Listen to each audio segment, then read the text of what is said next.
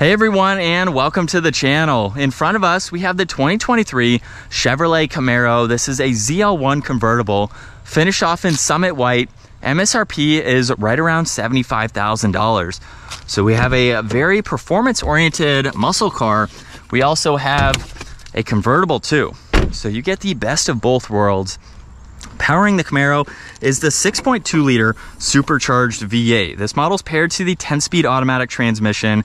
It pumps out 650 horsepower, 650 pound-feet of torque. All that power is sent to the rear wheels. This weighs in right around 4,100 pounds. 0 to 60 is 3.5 seconds. Top speed is just shy of 200 miles an hour. As far as fuel economy goes, you're looking right around 13 miles per gallon in the city and right around 21 out on the highway. Not all that bad considering the power that you get out of this vehicle. Now for the ZL1, there's really three main differences up front to set it apart. We have the different hood with the heat extraction vent ZL1 badge. This also has the hollow Chevy bow tie, and then the gloss black for the lower portion of the bumper. Everything else is virtually identical. There's some larger inlets with the DRLs in the lower section, ZL1 badge of course, and plenty of cutouts to provide a lot of cooling. So there are some similarities with some of the lower Camaro trim levels, but those are the three main differences. Now working to the side, this has a set of 20-inch wheels, very nice gray color to them, along with the Brembo brakes. They're 10 inches wide up front, 11 wide in the rear. This has body colored side mirrors, more gloss black in the lower side skirt there. And then with the soft top, it's currently up as you can tell, you can actually put this down. So you do have to unlock the vehicle and then hold on this button until the entire process is complete. I do wish you could just push on it once, but with this process happening, you can get a sneak peek to the front of the trunk storage, which is taken up once this is all the way down. You still do get some storage, which I will show here soon. But just like that, now we have the convertible. So on beautiful days like today, you can put that down.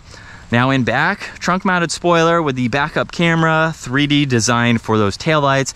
There's sensors, gloss black, and that quad tip dual exhaust, which we can take a listen to.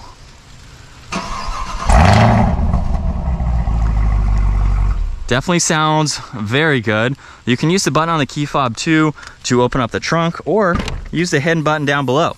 Now, since the top is down, this is all the storage that you get. There's also this divider here, which you can put down. As I showed earlier, you have probably about twice as much space. So it still is very practical, even with the top down.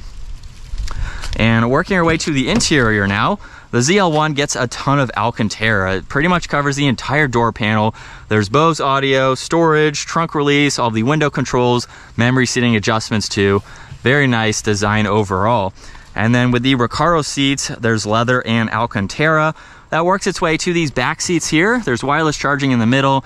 You can't fold these down, and it's really not all that spacious. It's mainly for interior storage, but at 5'10", I could ride around with the top down. Obviously you have no headroom restrictions, but you have to move the front seats forwards just a tad in order to get that additional legroom. But you're not buying this to put people back there all of the time. If you are, it is the wrong car for you.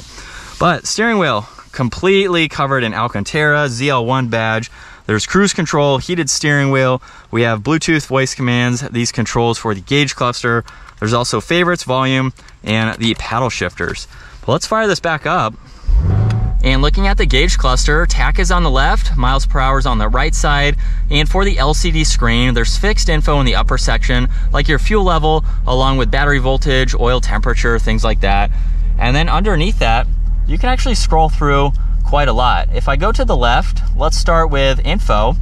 You have some general information like miles per hour, some fuel economy that you can look at, distance till empty, and then there's some various vitals that you can go through. Now there's also the performance tab, which mainly shows you all of these additional vitals. And then you can also pull up your music, audio, phone, and some other options. So you can go to launch control as well and activate that. Now this has the head-up display, dimmer switches, one air vent. The head-up display currently shows miles per hour along with the tach, G-force meter. You can have just miles per hour. You can add the audio or the compass too, depending on what you would like to see. We also have the digital rear view mirror, so you can use that as needed. And then here's the control for the top. so you can get a look from this angle. I'd say it probably takes 15 seconds, something like that. You do have to put all 4 windows up separately, however, but once that is complete, you will hear it beep. We are ready to go.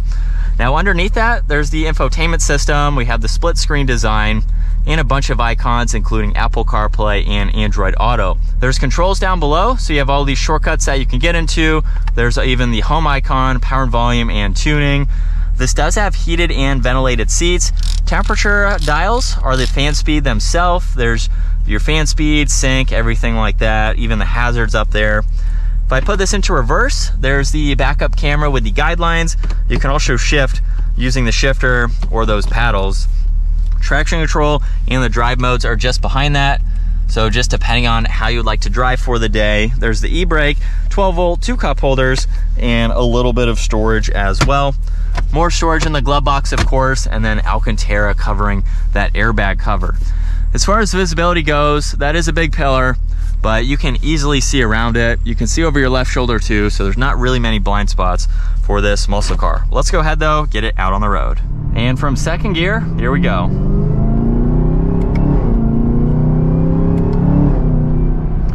And with a mild acceleration, we got some pops in that exhaust, but we are up to speed just like that. Pedals do a really good job. You can go with the manual if you are a 3 pedals kind of person, but the pedals are pretty responsive. It's going to be a quicker car than the manual, but there's more of that fun factor that you can argue with changing gears yourself. But the pedals are super responsive, so they are nice and quick to use if you still want to have some fun with them. But behind the wheel now for this $75,000 Chevrolet, it's a very nice interior. I know some people have said that the interior for the Camaro is a little outdated. I think it's still nice. Maybe we'll see something for 2024. There's rumors that the Camaro is going to be discontinued. I kind of find that a little hard to believe with the new Mustang coming out and some of the other muscle cars that are available. So we'll see what Chevrolet does. But for now, with the rumors, this 2023 is the last year.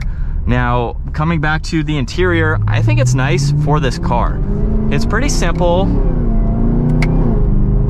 It's straightforward. It has everything that you need, so it's not overcomplicated. I see no issues with it. I think it's a really nice look.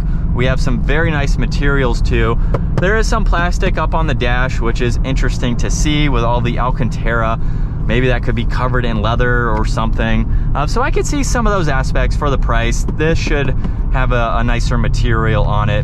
But aside from that, I really don't have any complaints with it. And turning radius is pretty tight, so it's easy to make a UE. And we'll give it another acceleration. And back up to speed. But it's super comfortable. Like I mentioned earlier, there's not a lot of road noise, wind noise, things like that. I love these Recaro seats. Definitely fit me well for my body size and body type. And then as we come up to this turn here, we have to get under about 22 miles an hour or so in order to start the top operation. So we have just made it. So you can do this while moving. I'd say it takes about 15-20 seconds, so you just have to time it with traffic, where you are, and being able to completely do this while you are moving. Once we hear that beep, it is ready to go. And then for audio purposes, we will put all 4 windows up. You can switch between front and rear. We'll put it back into manual mode, and let's listen to that supercharger and that exhaust. Definitely sounds really good. There might be some interior wind noise, obviously, with the top down and even the windows down. That is the experience that you are looking to get. That top down experience with the windows up though, it's pretty composed. I'm not yelling too much, but I want you to obviously be able to hear me. Now there is wind, of course, and that's obviously what is to be expected with the top down, but it's beautiful. Beautiful day today to put that top down and still enjoy being in your muscle car. Definitely the best of both worlds. If you are a convertible type of person, it's a good option to go with, and it's super easy to put the top back up just by doing the reverse order, of course. That is going to wrap it up though for this 2023 Chevrolet Camaro ZL1 convertible. Once again, a huge shout out to Carolina Auto Direct for providing this muscle car for me today. Check out their website, that link is down in the description. Give this video a huge thumbs up if you enjoy it. Consider smashing that subscribe button so you don't miss out on our daily uploads. I will see you all in the next video.